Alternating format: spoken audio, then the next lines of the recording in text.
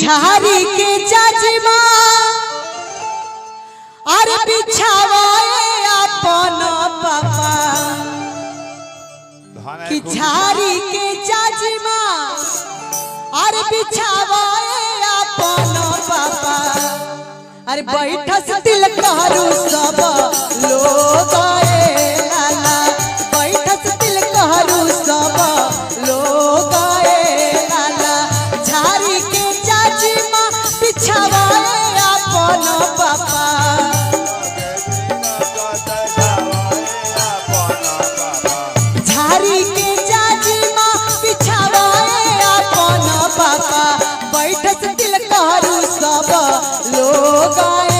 लाला बैठस दिल करू सब लोग लाला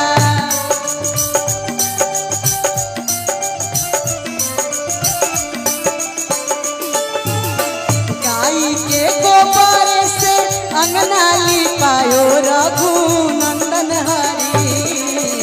गजमोती चौका पुरायो सुनो हो रघुनंदन हरी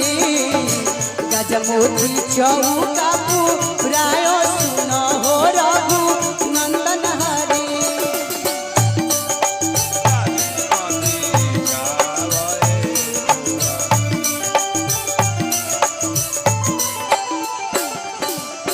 लमी लमी अजूरी पसाराए अनुज दुल्हा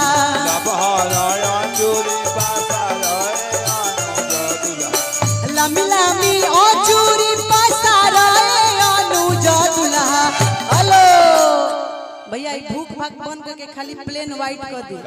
बड़ी प्यारा साउंड बाजता है आपके कि लमी लमी अजूरी पसाराए अनुज दुल्हा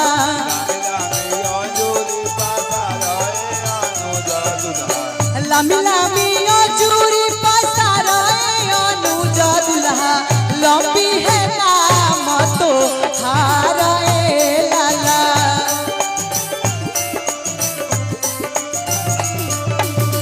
लंबी है इज्जत तो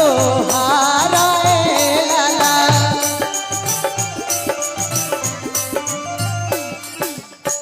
धीरे धीरे हो सरवा धीरे धीरे धीरे धीरे हो सरवा धीरे धीरे हमारा अंगना में अइहा सरवा धीरे धीरे हमारा अंगना में अइहा सरवा धीरे धीरे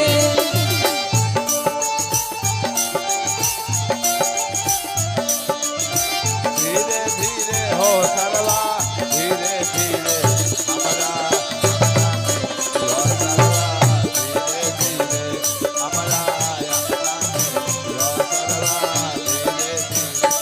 लंबी है नाम तो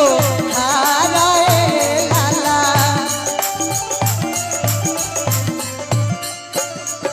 बड़ी प्यारा ये पुरस्कार ना ये आशीर्वाद बा हमें के आदरणीय गोल्डन साई भैया के तरफ से हजारों हजार रुपया के